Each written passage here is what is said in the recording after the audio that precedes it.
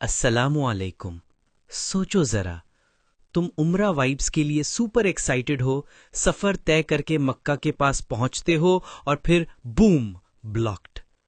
قریش نے نبی صلی اللہ علیہ وسلم اور صحابہ کو حدیبیہ کے مقام پر روک لیا، بولے سوری، انٹری ڈینائیڈ۔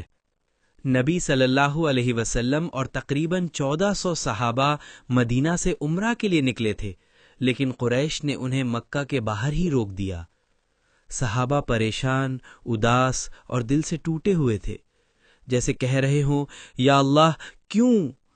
پھر اللہ تعالی نے نازل فرمایا انا فتحنا لک فتحا مبینا، بے شک ہم نے تمہیں ایک روشن فتح یعنی کلیئر وکٹری عطا کی۔ سورہ الفتح 1۔ اور سب کہتے ہیں وکٹری کہاں؟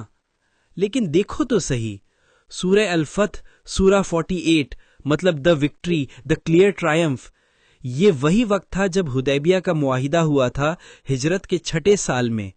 وہ رکاوٹ اصل میں تھی پلاٹ ٹویسٹ۔ ایک ٹریٹی سائن ہوئی، اس سال مسلمز عمرہ نہیں کریں گے لیکن اگلے سال کریں گے، 10 سال کے لیے امن رہے گا، قبیلے دونوں میں سے کسی ایک سائڈ کو جوائن کر سکتے ہیں، اگر کوئی مکہ سے نکل کر مسلموں میں آئے تو اسے واپس کر دیا جائے گا۔ صحابہ کو لگا یہ ڈیل ناانصافی والی ہے، دل ٹوٹ گیا کیونکہ ان کی تمنا تھی عمرہ کرنے کی، لیکن اللہ کے یہاں ہر سیٹ بیک سیٹ اپ ہوتا ہے۔ وہ پیس ڈیل اصل میں تھی پاور ڈیل۔ صرف 2 سال بعد سب کچھ بدل گیا۔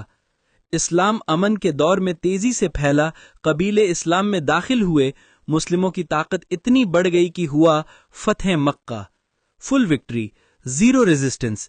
یہ سورہ نبی صلی اللہ علیہ وسلم اور صحابہ کے لیے ایک ری ایشورنس تھی کہ اللہ انہیں گائیڈ کر رہا ہے قدم بقدم۔ سورہ فتح بیسیکلی کہہ رہی ہے ریلیکس، میں ہوں نا، تمہارا ڈیلے، تمہارا ڈینائل نہیں ہے۔